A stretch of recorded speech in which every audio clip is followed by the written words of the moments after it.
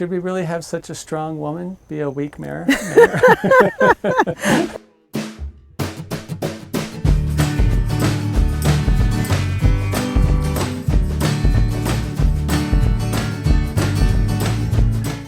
When we think about the issue of unsheltered homelessness with just one piece of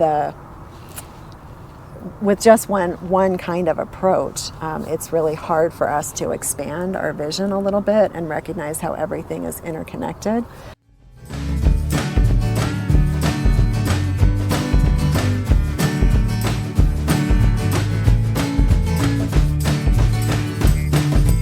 There is a lot of reason for hope, and the reason for hope is right here in the community and the people that are here at this moment in time. We ain't throwing starfish here, now we're having a good party. Talking about structural change.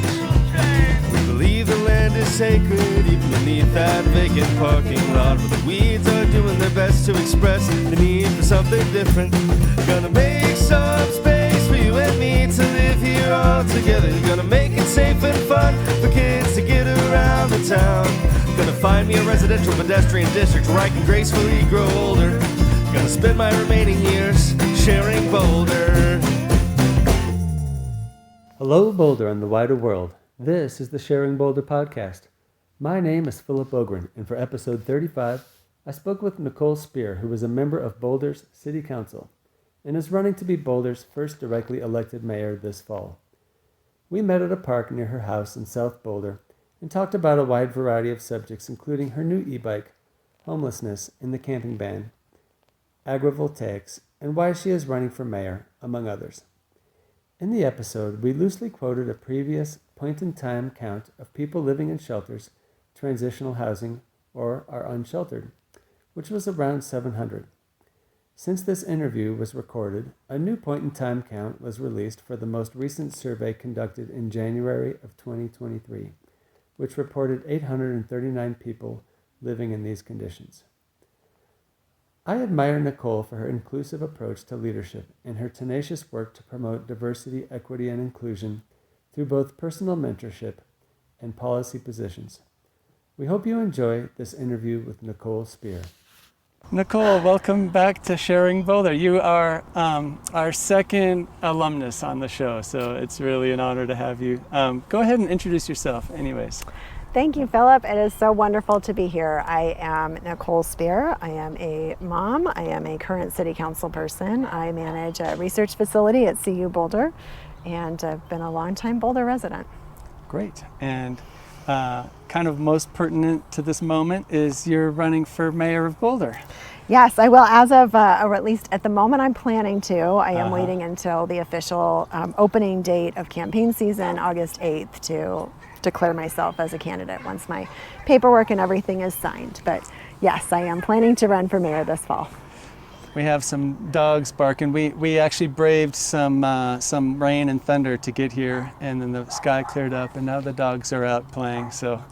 Yes, and we have a rainbow. Yeah, we have a rainbow. No snakes yet. No. Yes. No. Yep. That's. I'm okay with that. Okay. For a while. Well, you told me something that I'm super excited about. You bought an e-bike recently. So yes. What did you get? And yes. how's it going? Yeah, I have officially joined the ranks of e-bike riders, and this was something that many of my colleagues have been encouraging me to do for years. I was always of the opinion that if you were going to ride your bike, you really needed to earn your ride, and you really shouldn't get an extra assist. And then, realized. I've had people wag their fingers at my e-bike before.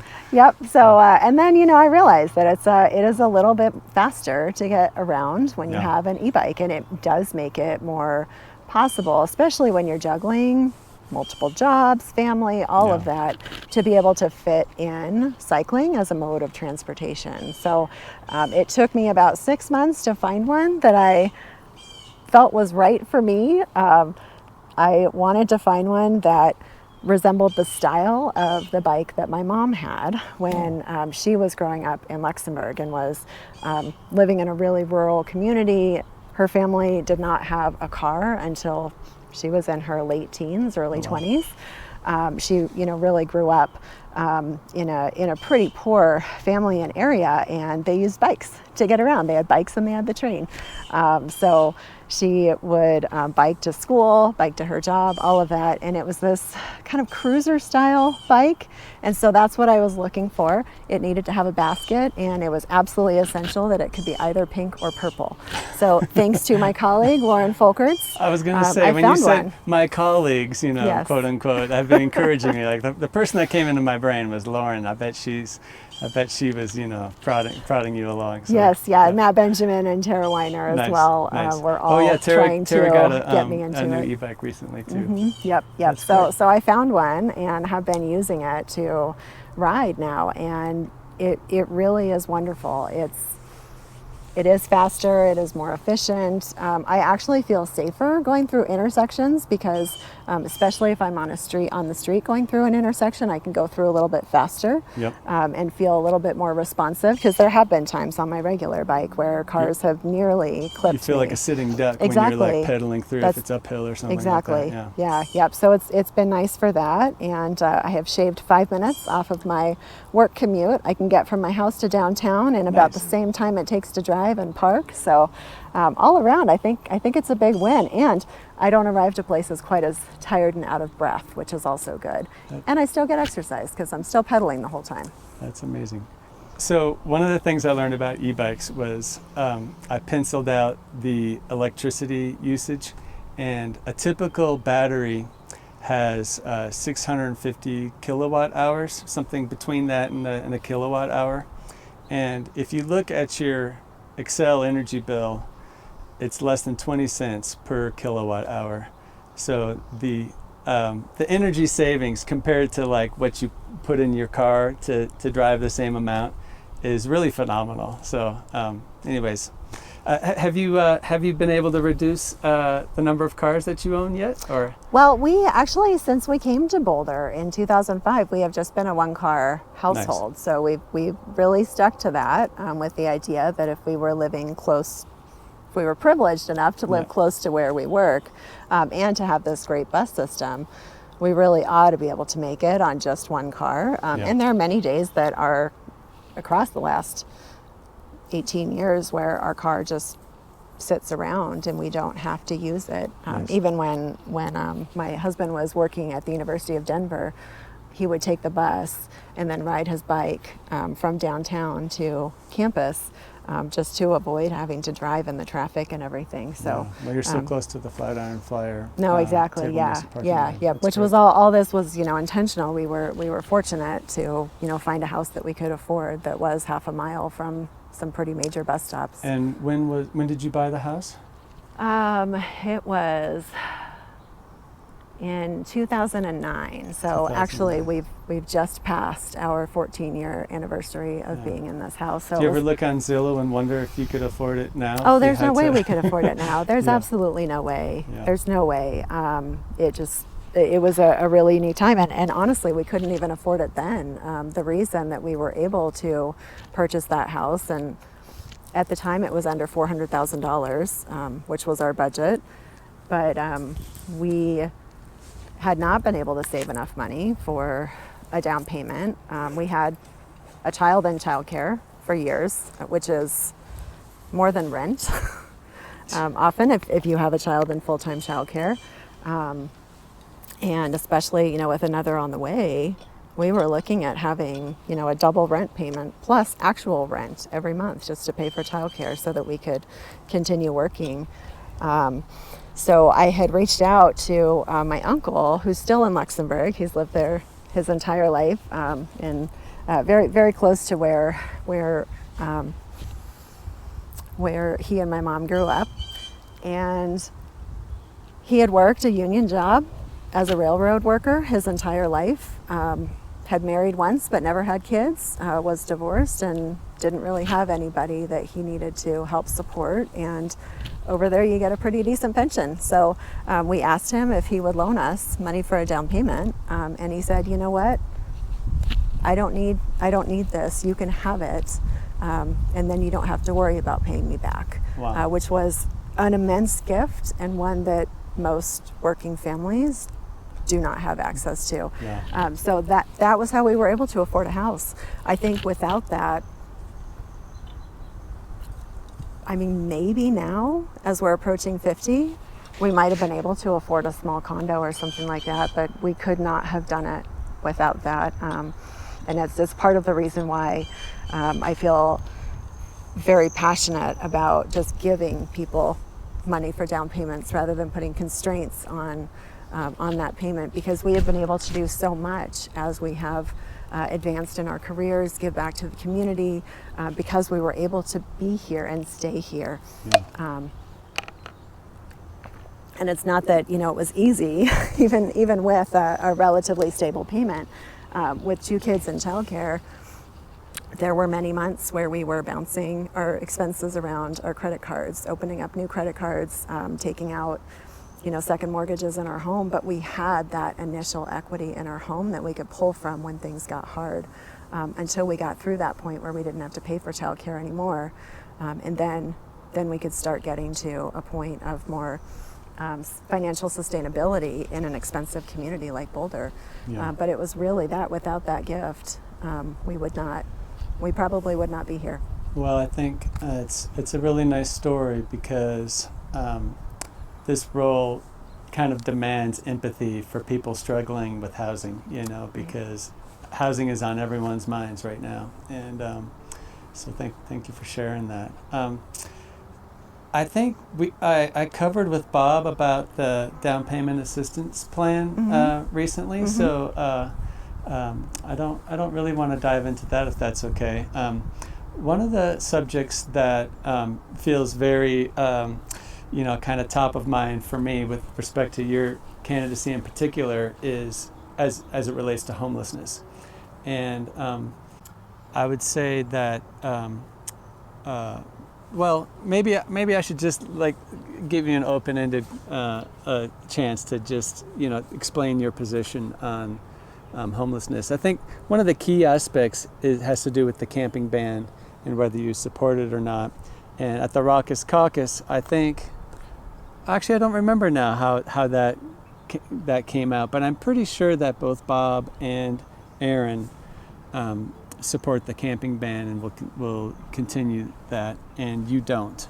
And so that would be definitely one thing I would like to have explained to me, but yeah, maybe more broadly the homeless crisis. Sure. Yeah, no, I'm happy to talk about it. And I think, the camping ban is something that there's a lot of division about in the community, and it is something that comes up often. And I just want to be frank that I don't see an end to the camping ban in sight for many years. So, so I will just sort of put that out there that, we all have the pie in the sky. I wish that things could be a way that they are. And I think the reality is that that's not something that will be overturned, or frankly is even at risk of being overturned. There are not 5 votes on council to send us in a different direction on that. The reasons that I don't view it as one of the more helpful ways to put money into addressing our homelessness crisis. And when we're talking about homelessness in regard to the camping ban, I think what we're talking about is unsheltered homelessness, which is one small sort of one of the worst aspects of how homelessness manifests in our community, or one of the most visible, let me say it that way. It's one of the most visible ways that homelessness manifests in our community. But we really are just talking about a small piece of the homelessness pie when we're talking about the folks who are living in unsanctioned camps. And so, the reason that it's not my preferred method of investing in homelessness solutions is because if you look at the research, there's no evidence that it actually leads to reductions in homelessness. Generally, what it's doing is moving people around from one location to another. There's some recent research that came out of Anschutz earlier this year, in April, I believe, that made the news rounds in the area, and what they showed was what I think a lot of folks who work with people who are living on the streets already understood, which is that experience of moving people around, of not allowing them access to services that they get used to. Let me say that a different way. When you're moving people around, it is hard for service providers to keep track of where people are, which then makes it harder to connect with services. When you are incentivizing people to choose more out-of-the-way locations, they are putting themselves in riskier situations. So I think we all remember the heartbreak of learning about Jessica Aldama's death after having a stillborn baby in a field in a relatively isolated area. She then died of sepsis. That was shortly after she was moved. That's right. Yeah. She had an interaction, I believe, with I don't know. I don't remember who she had an interaction with. So yeah. If we could not, yeah. I don't want to say something that's not true. Yeah. But just a couple weeks ago, there was a disabled woman that I got to know a bit while I was volunteering at Feet Forward. She came many weeks. She'd been homeless in Boulder for years, and she was my age, so middle-aged, and a mother as well. A few years ago, an outreach worker had found her in her tent, unable to move because she had had a stroke. She had been there for 16 hours without being able to connect with anybody, without being able to connect with medical services. She, most of the time that I knew her over the last couple of years, she was in a wheelchair. Just recently, she had been able to walk again, which had been a dream of hers. Mm-hmm. She was using a cane. A couple nights ago, I went with some folks in a memorial service for her, and we walked to the place where she had been camping. It was a little ways west along the creek path, and it was at a particularly steep spot, relatively high up from the creek. The area that she was in was fairly small, probably just about big enough for a little tent. Did you say west of downtown? West of downtown, yep. Yeah, west of the Justice Center. Yeah. And folks think what likely happened was that she had gotten up and either tripped or stumbled and fell down into the creek. She was found maybe 400 feet downstream in very serious condition up against a rock. Another member of the homeless community found her, called emergency services. They were able to get her out, take her to the hospital, but she did not survive.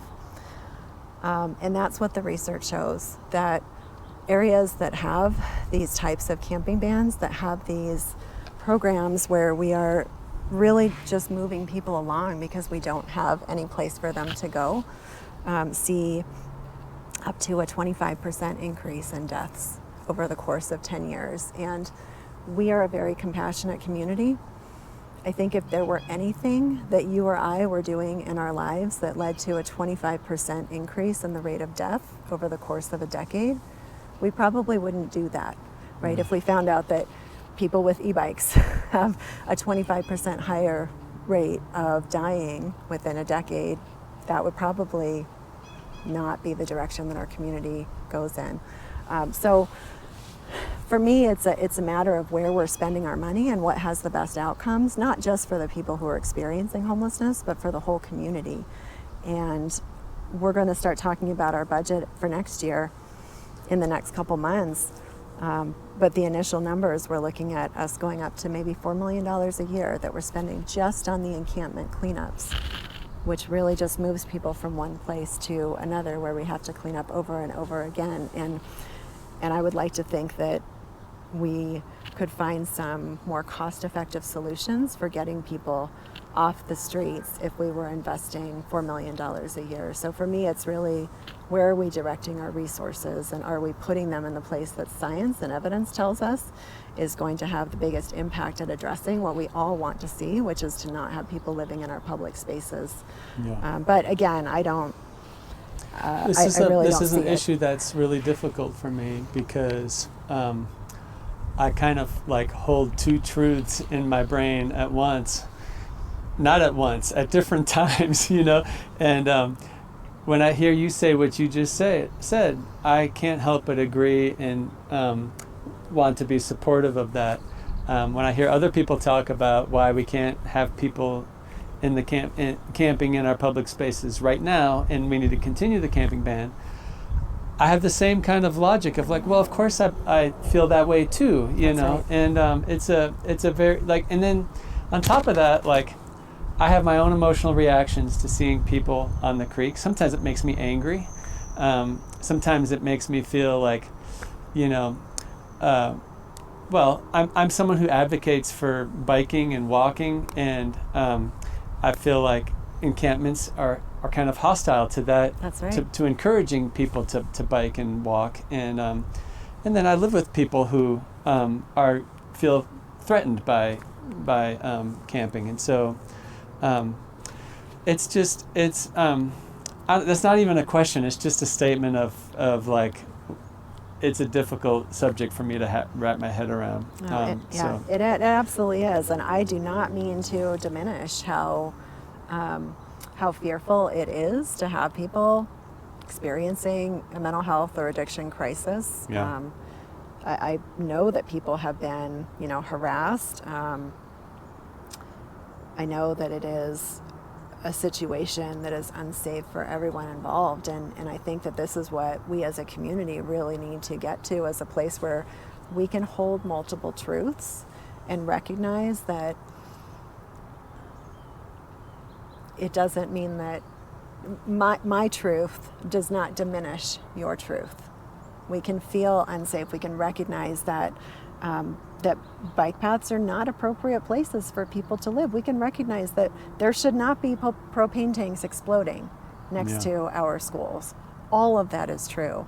And I think that, you know, sometimes when we think about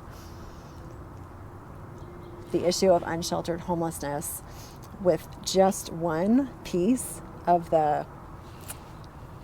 with just one kind of approach, it's really hard for us to expand our vision a little bit and recognize how everything is interconnected, and that in my ideal situation, you know, we would have enough funding for sober supported transitional housing. We would have enough funding to have a space that people could go to for inpatient treatment for mental illness, for addiction beyond meth, because we are opening up some new, well, we, the city, are not, we're partnering with a group that is some treatment facilities for people who are dealing with meth addiction.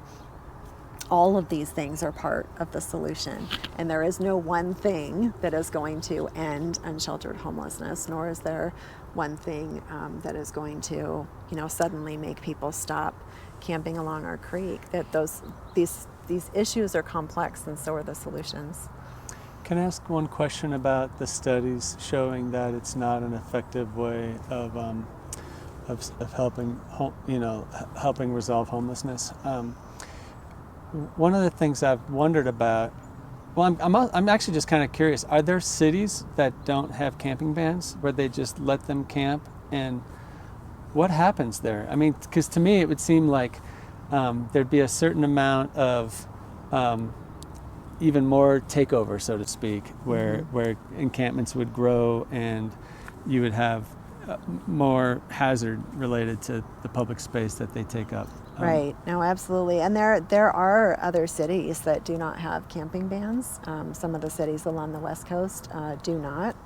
And, you know, I think whether you have camping bans or not, it doesn't change the fact that the people who are living on the street have nowhere to go. If they had somewhere to go, they would not be living on the street. And I think that is just a hard truth that we have to understand.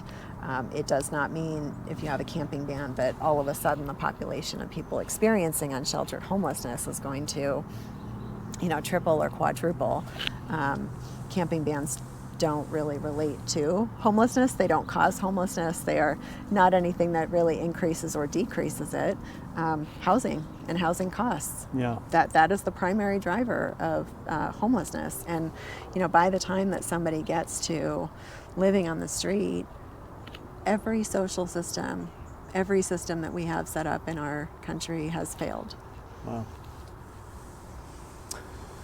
Well, that's a heavy topic, and thanks for exploring that. Can I go a little bit deeper on homelessness? Absolutely. Because I think for sure. that because unsheltered homelessness is so visible, we often are not talking about sheltered homelessness. So these are the people who are staying at the shelter or other spaces in car, town, like Mother House, who have a car that they are in, who are maybe couch surfing, who are doubling up, a family, that maybe is doubling up. And, I think recognizing that homelessness goes far beyond the people that we see on the street is one way that we can not just come together a little bit more on this topic as a community, but also recognize how we can work on prevention. Because one of the biggest risk factors for being homeless as an adult is having been homeless as a child. Yeah. And so thinking about what are we doing to make sure that as housing costs are increasing, as wages are failing to keep up with just increased cost of living in general, as childcare costs skyrocket, how do we make sure that families have what they need to stay housed? How do we get people out of poverty so that they're not at that precipice to begin with? What are some of the ways that we can work on prevention at the same time that we're dealing with the problem that we have in 2023 of so many decades of failed policies leading to this seemingly growing population of people who are living on our street and don't have the we don't have the resources to provide the level of support that's needed for folks to stay in housing. So I think that's another really critical component that we need to keep in mind. Unsheltered homelessness is the tip of the iceberg, and there is so much else that's there before someone gets to unsheltered homelessness. As we are working on this larger problem of homelessness, we really need to be focused on the prevention strategies and how we are kind of stemming the tide of people who end up unsheltered to begin with. And I just as an example, last year, just in Boulder, City of Boulder schools, there were almost 300 children who experienced homelessness. Wow. Well, this brings up a question in my mind that I actually don't know how to ask this without sounding kind of callous somehow, but one of the things I worry about is that the presence of homeless people in encampments and public spaces increases the resentment towards homeless people more generally, which could negatively affect the rest of the iceberg, so to speak. And I struggle with I want to be helpful to everyone, but there's kind of an aspect of it where it feels unfair to the rest of the iceberg that the top gets so much attention and can cause negative harm to the rest of it. Absolutely. It absolutely is. And I think as an example of that, the Emergency Family Assistance Association, an organization doing absolutely incredible work to help families in our community, to help them stay housed, to make sure that they have food, that they can pay their bills. They have been trying for probably 6 or 7 years to get City Council to talk about family homelessness. And EFA was an organization that I was familiar with for quite some time. In fact, when my oldest child turned 5, they really wanted to help the kids in their school that didn't have enough food to eat. And so rather than birthday presents that year, they asked for donations to EFA, and we went and did that. So it's an organization that I really value the work that they do in our community. But the fact that we hadn't even talked about it as a council for so long as more than unsheltered homelessness. It really does speak to that. It's the unsheltered homelessness, I think, gets the attention, but there's so many groups in our community that are trying to prevent people from getting to unsheltered homelessness. It does sometimes steal the air from the room. And, you know, it is the most visible. It is the hardest of everything. And I also hope that we can figure out how to walk and chew gum at the same time, because we really do have to be looking toward what are the solutions to the issues that we're facing now, and what are the things that we can start doing now that are going to make sure that us and, you know, whoever is in our seats in 30 or 40 years has what they need. I think it's a really important way to start looking at how we are making decisions and what we're listening to.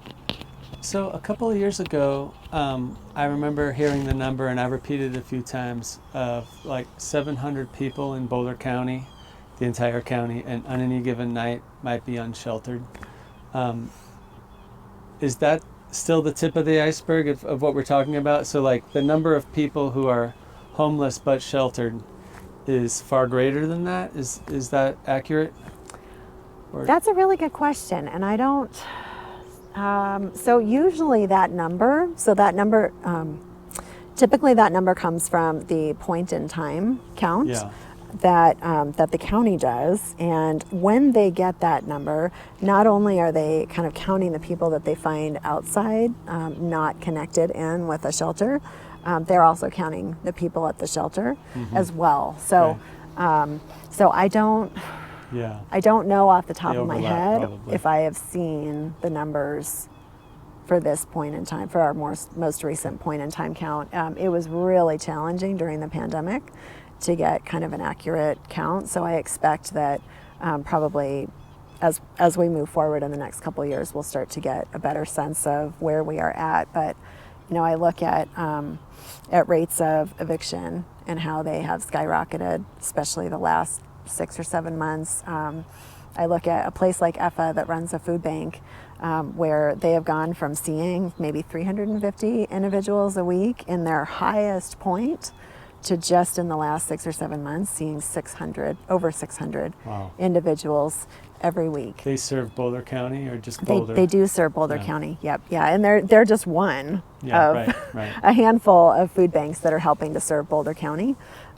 It's really, I mean, the need is striking, and I'm hearing more reports of families that are doubling up because they, one of them lost their housing, which can work for a little while, but not that long, especially since the folks who are at most risk of losing their housing are often living in smaller spaces to begin with. So it really, I do not see this getting better anytime in the near future, just because the problem of income inequality and income or economic injustice, it's not getting better. And that fundamentally, to me, is where the root of a lot of this begins. Yeah. I've explored this a couple different times, and I still have kind of vague ideas about it, but I just throw this out there anyways. I feel like there's an opportunity to flip this narrative on its head, to say that there's an income inequality, but we also say in the same breath, we say there's like inelastic demand. There's so much demand. People want to live here. They're willing to spend lots of money to get here. The housing prices reflect this. And there's this kind of weird disconnect between like there's like almost an infinite amount of money of people willing to spend to come live here, which is reflected in the housing prices. And then there's like this great need that we have to help people who are homeless or on the edge of homelessness or just struggling through poverty. And I want to figure out how to flip these two things, which are both framed as problems, as like maybe there's a way to connect these two things somehow. Right. Yeah. No, I think, I mean, they are really interconnected, and I think this is we are living in really hard times, and there are some really big and complex problems that we have, and those are also the places where we have the most opportunity for really transformative change. And I think that, the more that we are able to think about where is the unbalance right now, how might it be corrected in not overnight, because nothing changes perhaps overnight. The mayor of Boulder but over decades. can't solve that by Right. herself. No, absolutely not. It really will take all of us, and I think that that's why it's really important for council to start thinking about where are the places that we all can start to come together. Maybe not all, because I don't know that we can ever really get to all, but where are places where we can come together? For me, those places are around affordable housing, recognizing that, even if the folks who can afford to pay $1.5 million for a home here in Boulder are coming and spending that kind of money to be here, unless we can keep the workers here, unless we can keep the teachers and the firefighters and all the folks who keep our city running here in Boulder, it's not actually going to be the greatest place to live. It's going to basically just be a community of expensive homes where you have to go to Longmont or Louisville or Superior to get your groceries. So I think it is an issue that everyone recognizes, because just about all of us have somebody in our lives that's struggling to keep up with housing costs right now. And I think another area where we can really come together as a community is around recognizing the dire need for better behavioral health services, and starting to recognize that nobody seems to be coming to save us. The county is not coming to save us. The state is not coming to save us. The federal government is not coming to save us. And as we are looking toward our growing mental health crisis, to add to the many crises that we already have going on, I think that again, that the place where you tend to see the first impacts are on the most vulnerable people in our community. And right now, a lot of those, it's children.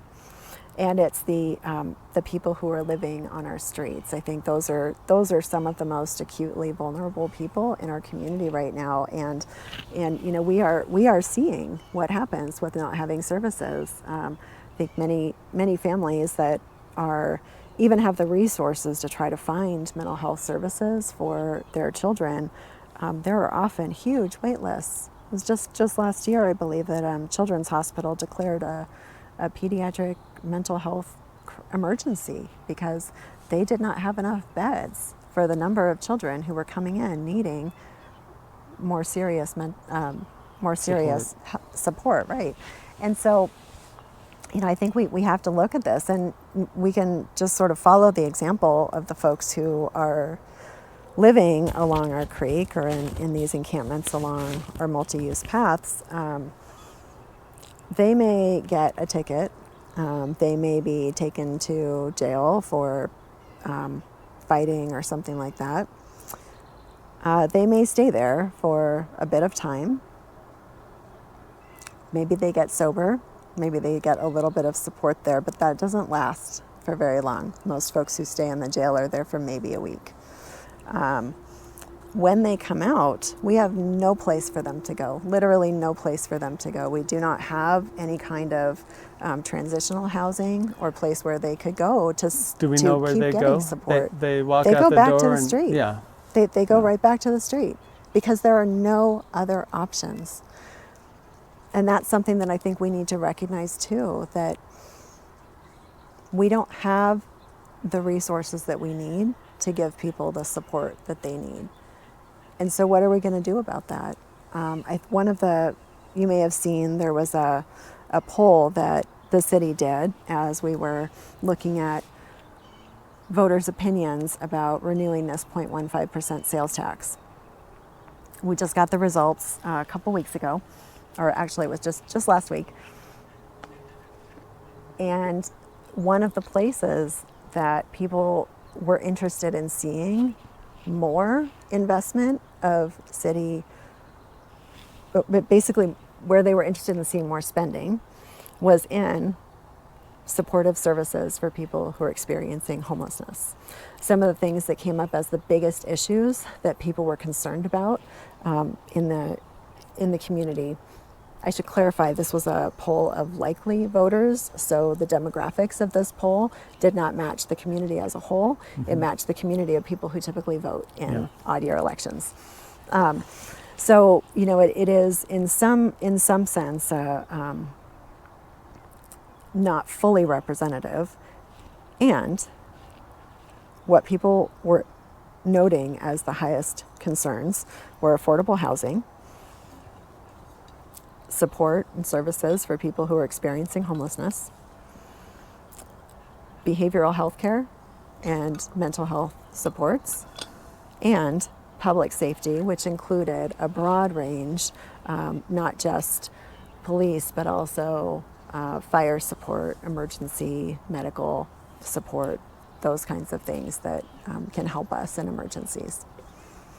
So I think there is a lot of support for that, and I would love to try to figure out how we can get more funding to develop our own behavioral health support services if we cannot get services from the county and the state and the federal government to do that.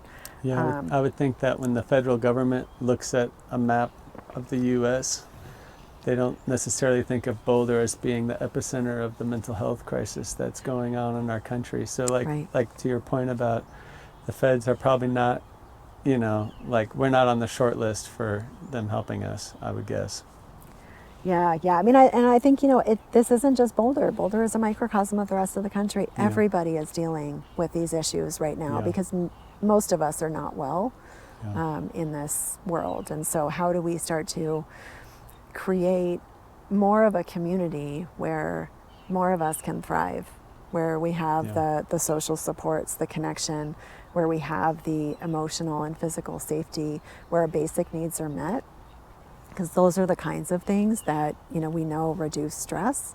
And we have the wonderful therapeutic outdoors here in Boulder too. We have all the components that we need. We really just need to think about how can we be moving our spending in a way that it is really geared toward the highest impact programs, that it will create this elevated wellness for all of us. One of the things that I geek out on this a little bit. It's not something that most people get very excited about, but I love budgets. I absolutely love budgets. I remember this, yes. And one of the amazing things that we're doing as a city, and this has been a work in progress for a few years now, and we have probably 2 to 3 more years of work to go until we're fully there, we're moving toward outcomes-based budgeting. So previously, we really weren't keeping track on what is it that we're trying to do with the money that we're spending in a really holistic way across the whole city. And so we've been reshaping our budget around this sustainability, equity, and resilience framework, where every department is now linking their spending in to these overarching goals and aspects of what we're trying to achieve with how we spend our money in the city. Starting this year, departments will begin the process of coming up with some key performance indicators for their budget items. So if they have a program, looking at what are the goals of that program, and is this program achieving those goals? So that when we look at the budget across the entire city, across all the departments, not only do we have a sense of what types of issues departments are spending money on across departments. So something like homelessness and unsheltered homelessness involves many different departments contributing to that effort. We don't really have a sense of how much money in total is being spent on that. We will in the coming years. And we'll also have a sense of which programs are having the biggest impact for the money that we're spending on them. And so I think it really will help us get better at using our money more efficiently, and that way hopefully we won't have to do as much raising taxes and that kind of thing, because we're really moving things around rather than adding to a pot. We're becoming more efficient before we get to a point of thinking about what else do we need. I have, this raises red flags in my brain when I hear people talk about, oh, we're gonna add more metrics and measure things better. It's especially when it comes to budget. Like there's, because, you know, I hear stories of different people in different organizations where, you know, the budget becomes such a focus that it's almost like you can't do anything without moving, because like there's this regulation and that regulation, and there's like this compliance, and you have to make these reports, and so like just on the surface, it doesn't make me hope. It kind of gives me the heebie-jeebies of that you want to like add this kind of framework. So maybe give me a little hope. How does the rubber hit the road where this actually doesn't just become burdensome on staff, but actually helps inform policymakers? Sure. Yeah. Well, how exactly council, you know, will get information to make decisions in this way, I think is something that we will learn Okay. in the next council. But one of the things that I think will be really good is that it also gives departments a chance to, you know, look at how are we spending our money? What is going to things that, you know, we maybe that's an outdated way of doing things, and there's a new way that, you know, we could try. I mean, sometimes having those metrics of whether or not you're actually achieving the things that you set out to achieve can be helpful. You know, even at an individual level, definitely at a departmental level. I think, you know, I'm trying to think about even in a family budget, right? I guess, you know, you could have a sense of whether you are spending enough money on food based on the hunger level of your growing teenagers, right? They will let you know when you run out of food for them to eat in the house.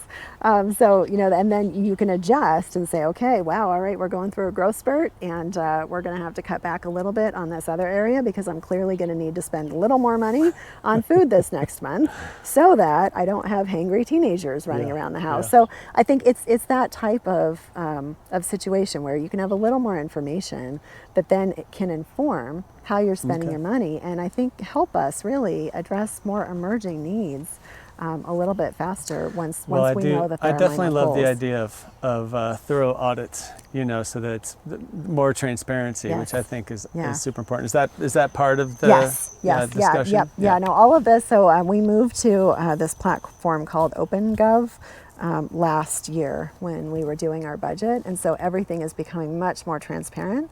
It becomes much easier for community members, if they want to go and dive deeper into our budget, figure out where is our money coming from, where are we spending it, as we move toward this framework. We're also if people want to know how much we spend on homelessness, for example, they can just go to this website and check and see, oh, okay, this is how much money we're spending, and here are the different departments that are contributing, here are the different programs and in the departments that are working toward that, and they can kind of follow along and start to see where things are effective and where they are not.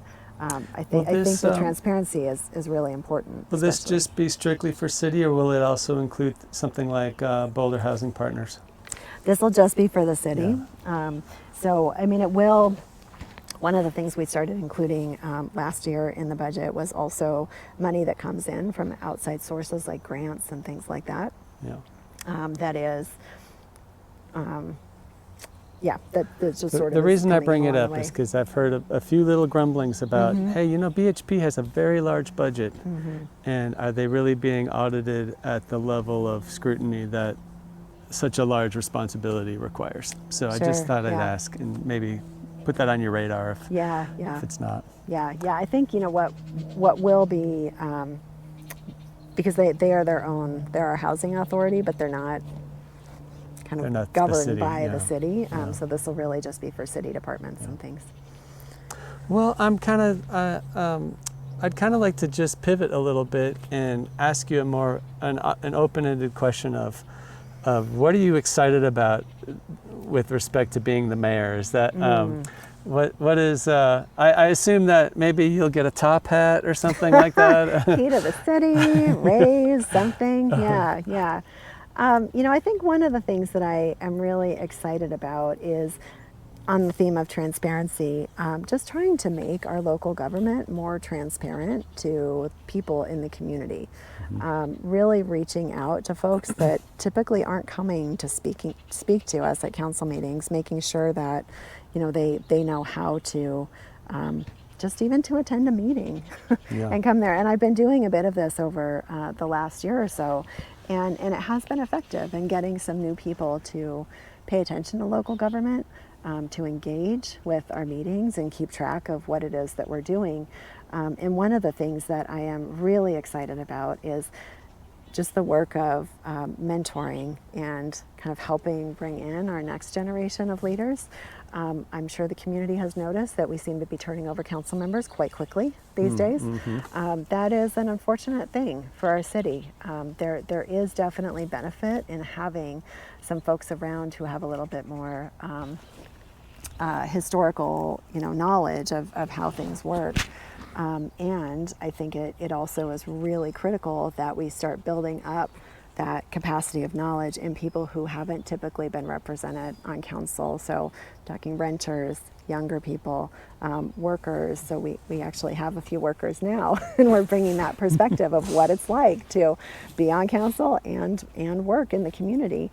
BIPOC folks really have not been that represented. Queer and trans folks have not been very represented on council. And to me, that's one of the primary things the mayor can do, is to help foster that culture of mentorship, inclusion, all the things that, hopefully will help bring new people to council, as well as once they get there, keep them engaged in the work, keep them interested, and help them achieve what it is that they set out to do when they get to council as well. There's a passing on of knowledge that I have always enjoyed, and I love that about my role at CU, and just being able to work with a lot of different folks and kind of come together and partner. So I think that is one of the things that I am most excited about, the idea of running for mayor. I think it's also some of the just nitty-gritty kind of boring stuff about meeting efficiency and, how do you keep discussions on track. You have a permanent seat on our council agenda committee, which doesn't mean that you get to exclude your colleagues who have things that they're interested in speaking to. It also means that, you can help shape how much time is allocated to different discussions, help ensure that staff has what they need in order to get the information from council that they need. And there is that aspect of meeting facilitation is a really fun one, because it doesn't mean you get to be the person talking all the time. And I will just say there are probably some folks who would appreciate seeing me in that role for that very reason. But it'll make meetings more interesting. You'll be on your toes a little bit more. Right. Well, and it's sort of a facilitating of ideas coming together, and making sure that everybody has space to say what it is that they want to say, making sure that there's time for a robust discussion without getting too off track, so that meetings go much late. Because I think one of the things I advocated for to get on this work plan that didn't quite make it, but we're starting on it already, is to have council paid a living wage. Yes. I think that is essential to getting a more diverse group of people on council. One of the other things that we can do is to lighten the load a little bit. We should not be the micromanagers of the city. Our staff are exceptional. They are very capable, and they are the people on the front lines of all this work. So a lot of it is really setting the direction, and then letting staff figure out how to carry out the things that we are interested in achieving. And we get to council because we have a lot of opinions on things, and we really like to talk and discuss issues as completely as possible. And I think to make the work a more reasonable lift for a lot of the people that I think should be on council, a lot of the perspectives that I think need to be represented, we have to become a little bit more efficient. Yeah. So I had heard that the livable wage didn't make it to the top of the queue because there was some pushback with respect to, well, hey, instead of paying livable wage, we could probably get by with reducing the demanding hours of city council, which feels like kind of a lame dodge to me. Like, I don't remember. I'm sorry, I'm going to have troubles naming anyone who might have had that position. I know where to go look to read about that, but I really hope that city council will make that a priority, because it really. I mean, if you were to just do like a survey of all past city council people, like either what was your reason for not running again, is like, the cost benefit of like Right. how much time you spend and what you get paid and how much financial sacrifice that means, or just the fact that like you are in a position where you happen to retire early and you have all this time and you want to be community servant, which I think is great. But No, it is. It really has to be both. It Yeah. cannot just be one, in my mind. That, and I feel this way very strongly about labor in general. You should be paid for your work. yeah, Period. And Well, and not just paid, as we are, about $1,000 a month for Yeah. what amounts to probably 30 hours of work a week. so when you say livable wage, the thing that pops into my head, I'm sorry about the sun in your eyes. I noticed the clouds okay. have been coming and going. I think of what Fort Collins did, where they're like 50% AMI, something like that, which to me seems like not like a great start, but maybe not quite enough. I mean, this is a professional role that we Yes. require. There's an incredible filtering process that is going to bring talent to the top, and seems like they should get treated like professionals. And I would also include they should have a paid staff to Yes. to help them. So Yeah. Yes. No, I agree. I mean, in Denver, their city council people get paid 6 figures, and they have a staff person. nice. So it really does, increase what you can do. Now, we do have a different style of government. So we have a Yep.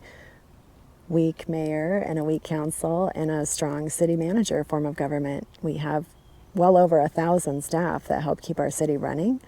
And for the time that we put in, having a wage that lets you live in Boulder really opens up who can be on council. Because if you're a single parent, it's going to be really hard for you makes to be me on wonder- council. Should we really have such a strong woman be a weak mayor? Thank you, Philip. Yeah, no, and this is the other part that I think, is exciting for me. This is the very first time that Boulder will elect their mayor. As a woman myself, I mean, just sort of sitting outside of Nicole as the candidate who's going to be running for mayor, how exciting to Yeah. see that a queer woman is throwing herself in the mix for this, a parent, a worker. It really, I think, opens up a world of possibility that I hope, win or lose, will inspire whoever comes next. Because I don't want this to be a race where there's no woman. Right. It's our very first one, and I really want people in Boulder to recognize that the possibilities are endless for who we can have as our mayor. Yeah. It does not have to be just one type of person, who is often the person most represented in leadership positions. That we are one of the most progressive cities in the country. Let's do it. Let's elect a female as our Awesome. first mayor. And do we have? Do we know how many female mayors we've had in the past? I do actually, in Oh, fact, interesting. know that statistic. We have had 5 Okay. female mayors in the last about 150 years. Okay. So relatively recent. There was a stint in, I believe it was the 70s, 80s, early 90s, where we had just a run of female mayors who were kind of reappointed. But yeah, there really haven't been that many. Yeah. Cool. Yeah. Well, I mean, there's so many things to talk about, and there's so many big issues. But you've already given me an hour of your time, I believe. I'm not looking at the time, but is there anything else you'd like to cover, or parting shots, thoughts? I'm happy. I mean, I've got all evening. We could just dive into another topic if you want. Yeah.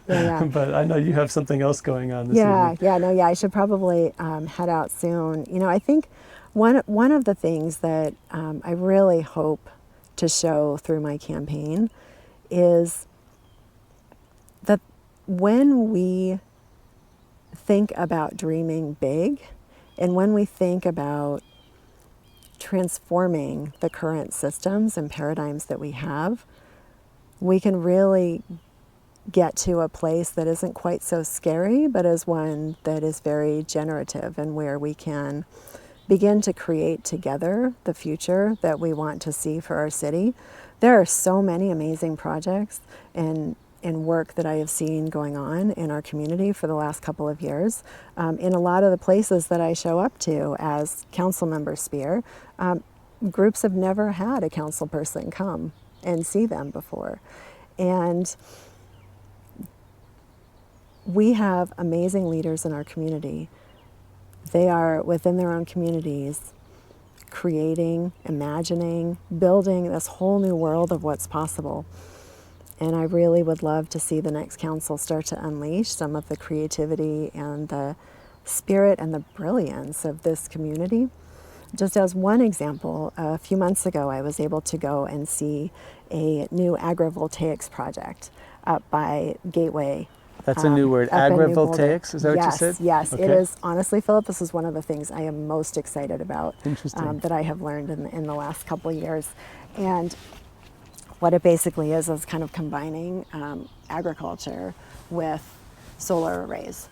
So typically you would see a solar array just kind of out there on land that's really not being used. But when you partner with farmers who are looking at regenerative agriculture, ways of not just growing things, but also healing the land, when they're partnering with indigenous communities and people who are the longtime stewards of these lands that we're on, you can really get to some incredible visionary work. So up in North Boulder at this agrivoltaics site, Drylands Agricultural Research is partnering with Flows, and the Nature Conservancy was there. The city is partnering in this too. And they're taking the land that solar array is on and turning it into land that can grow things. It's not just dry dirt and weeds. They were able to look at the land and see how water is distributing itself around the array, how things are growing, where there is sunlight, which places are getting water, and they develop some beds that go in between the arrays of panels. And in those spaces, they are growing plants and herbs that's being used by a local company. Cool. to grow plant medicine, as well as just kind of see what else is going to grow out there. But the way that they designed this space for growing wasn't just focused on how can we regenerate the soil, make use of the natural resources that are coming in when the rain and snow and things come land on those solar panels, but it's also now going to be contributing to our community in the form of what's being grown there. Well, that's very hopeful. It's not intuitive to me at all if that would be a productive possibility. So I'm curious to go see that for myself. I kind of a lot of times despair at the notion we're going to take a space like this and put solar panels all over it. But if we can add some permaculture, right? If that's the right word. I don't know if you said regenerative, perhaps. Yes, yeah. Regenerative agriculture, just sort of focused on restoring the natural balance.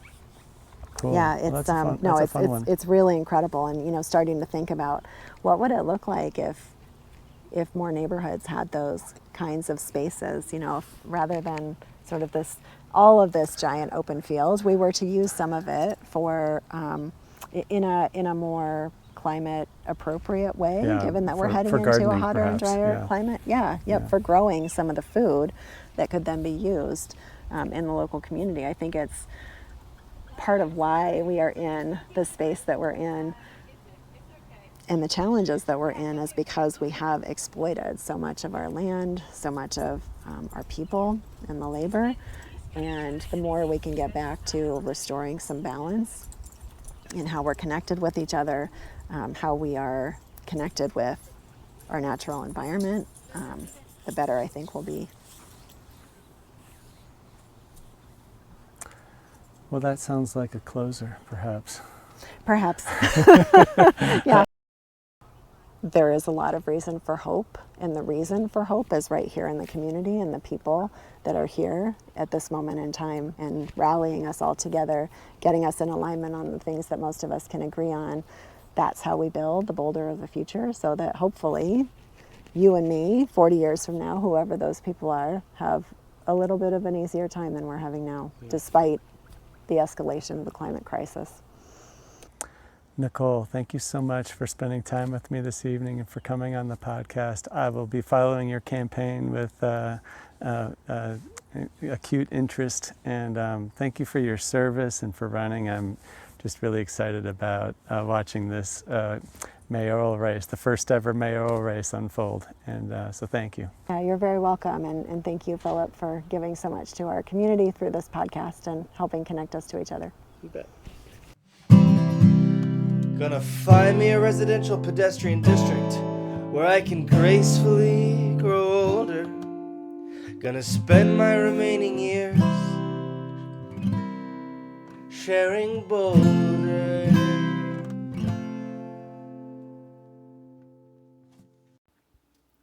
Thank you for listening to Sharing Boulder. Please support the podcast by sharing it with your friends and neighbors. You can contact me at linktree.com/PhilipOgren, which you can find by DuckDuckGoing Linktree Philip Ogren, or by visiting sharingboulder.us, where you can also find show notes and previous episodes. This episode of Sharing Boulder was produced by Philip Ogren, and the music was created by Nathaniel Ogren and Sack Lunch. Keep sharing, Boulder.